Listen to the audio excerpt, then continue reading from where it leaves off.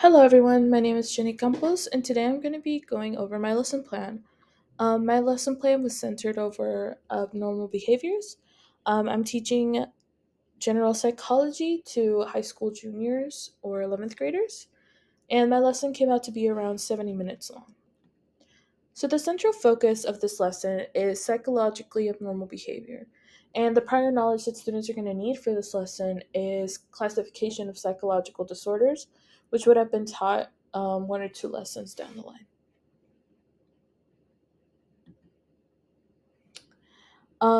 The standards I'm using, or the standard that I am using, is the Tennessee High School Psychology 2-3, which says describe the symptoms of psychological disorders.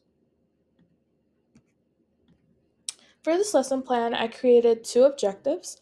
The first one is after listening to the class lecture and taking notes from the PowerPoint presentation, students will be able to take a short quiz that will ask students to categorize the symptoms of the psychological disorders and respond to questions of other content in the PowerPoint with 90% accuracy or above. The second one is after the lecture, students will choose one of three videos on three different psychological disorders. They will watch the video and answer guiding questions through the Edpuzzle, my bad. After watching the video, the student will be able to write a short story in which they accurately describe their chosen psychological disorder with 85% accuracy. So for materials, all students are going to need writing utensils, whether that be pen or pencil.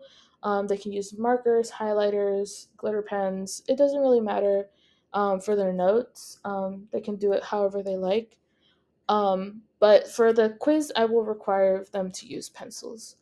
Um, they will also need their class notebook. For class, I will require a notebook that they will use all year for their notes. I'd rather them have their notebook just because it's easier to keep up with and organize compared to a binder. Because binders, I feel like you can lose papers or things can get a little more messy with a binder compared to a notebook. So I will have them have their class notebook. And then students are also going to need their laptop or tablet to complete their Edpuzzle video as well as play Kahoot with the class. And then I'm going to need a whiteboard or whiteboard markers just so I can jot down little side notes that I have for my students so they can write them down as well in their notes because sometimes they need to see it, not just hear it. And then I will also need to use slides to present the information, which I created during with Canva. And then I will also need my computer or laptop as well as the projector to actually present the PowerPoint. The way it will integrate technology into this lesson is by using different interactive websites, which are Edpuzzle and Kahoot. So Edpuzzle is a website that allows you to take a YouTube video and insert questions into it. So as the YouTube video is playing, it will pause wherever you choose it to pause, and you can add a question. Students will answer it, and only until they answer it, they'll be able to move on. It's a really good way to check that they're actually watching the video and they know what they're learning and they know what the content is, and it could be a good formative assessment. Um, and then we're also going to play Kahoot as a class. That's also a really good formative assessment, but it's a website that allows you to create a little quiz almost, and the class is all the class plays together. And I think it's really good for review, and that's how I used it in my classroom, but it could probably be used for other things as well. And it's just fun. It engages students in the learning and the content. It motivates students, and I think it also encourages friendly competition between their peers. So let's start with procedure and timelines. So to introduce the topic, I will ask my students about what psychological disorders they've heard about in the past or symptoms that are associated with it as well. And I think some common answers are probably going to be like depression, bipolar disorder, anxiety, PTSD, schizophrenia, OCD. I think some of these is just because how these are always portrayed in media, especially right now. There's a lot of media coverage on anxiety and depression, eating disorders as well. It's just very prevalent to see these disorders in media now, like movies, shows, music. So I think these are going to be very common answers. Before we start in the lesson, like actual content, I'm going to give my students a content warning or trigger warning just because I want to be meaningful and let my students know that the content is very difficult at times, especially those who are struggling or have struggled or know someone who's struggling. So, it could be a lot for them. So I just want to remind them that it's a safe space and that if they need to, they could step out or talk to me after class if they need to. But yeah.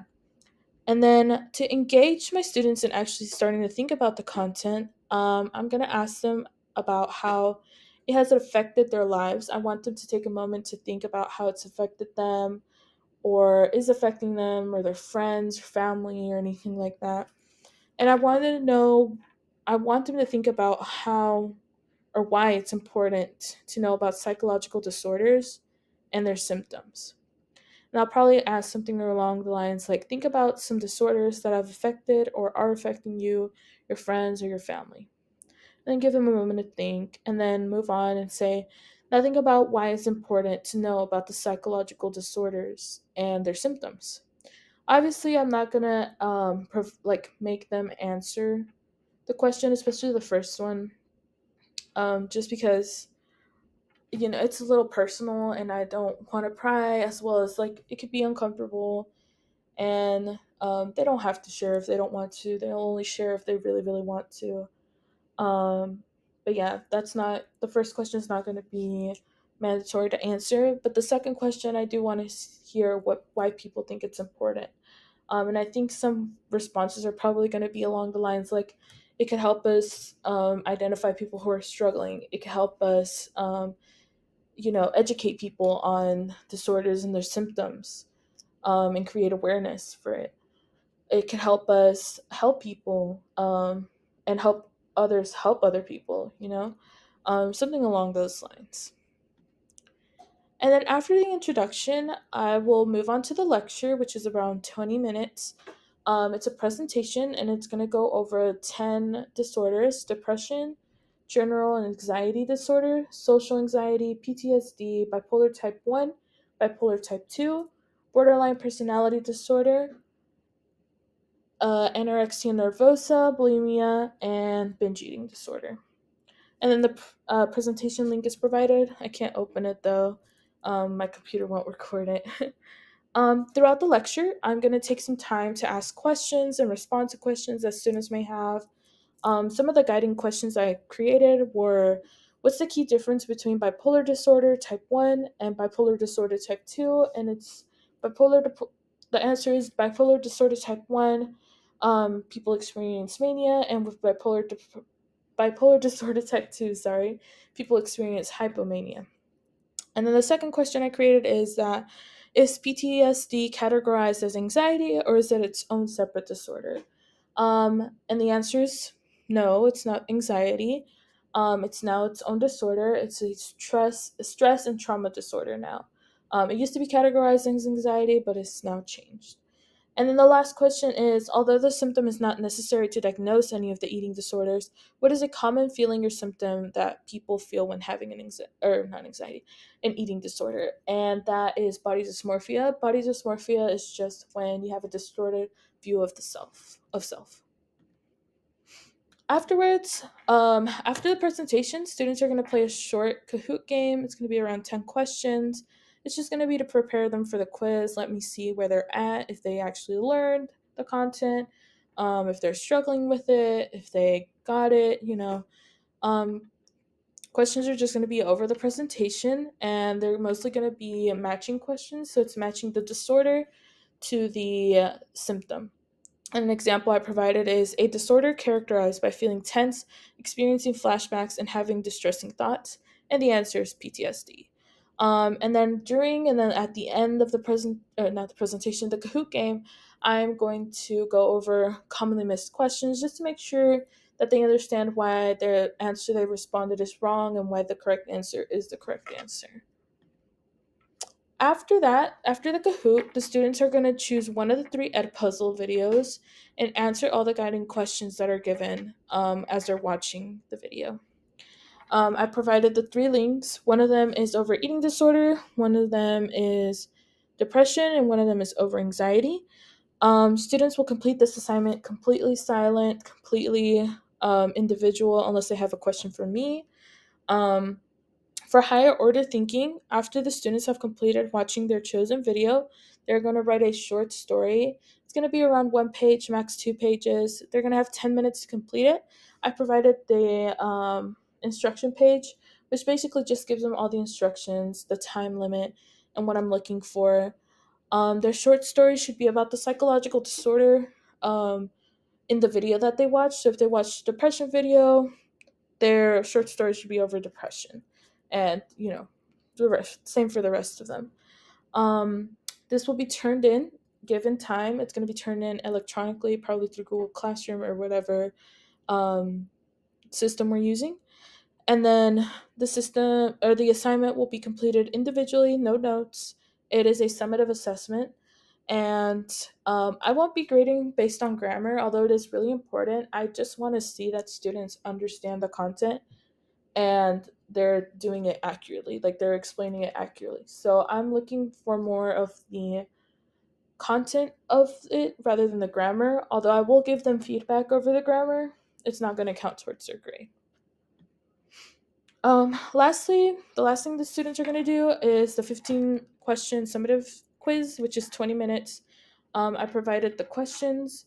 It is 10 matching, 5 fill in the blank, and 5 multiple choice. Students are going to work on this individually, and they will not be able to use any resources, no notes, no videos, no nothing.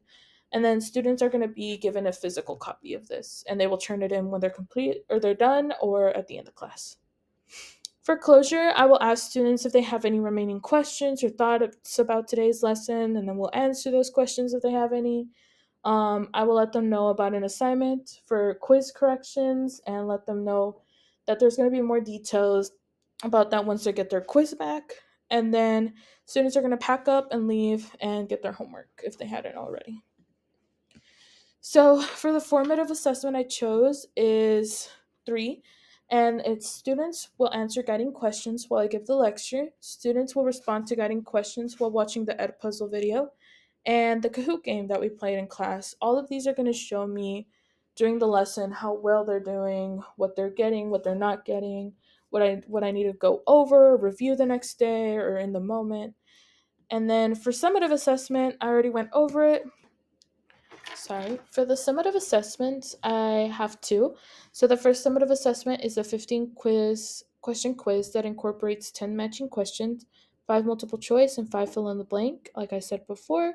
Over here is linked again the quiz that I created, and students are to pass with 90% or above.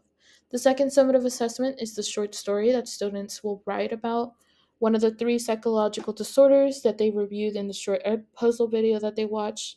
The students will be able to accurately depict almost, if not all, of the symptoms that are of their chosen disorder, and those are the instruction page link as well. Last but not least, modifications. Students who did not master the objective will receive extra help and tutoring if they wish to come. I'll provide these students with some activities, for example, a Quizlet that will allow them to review all psychological disorders and symptoms. Students who are struggling in class will receive additional support. We will review questions that they have. We will review questions missed on the Kahoot. And again, we're going to review questions from the Ed Puzzles. For the Ed Puzzles, it's probably going to be the next day at the start of class, but we're still going to go over them. Students who need additional time will be granted additional time after class or in the next class period that we meet, or if we're able to, after school. Students who need to use notes because of memory issues or any learning disorder, they can. And then students who are ready for enrichment will receive homework that will prepare them for the next lesson by incorporating this one, since the next lesson is on stigma. I will ask them to describe 1 or 2 psychological disorders accurately and how or why people stigmatize the disorder they chose. But yeah, that's it. Thank you so much. Bye bye.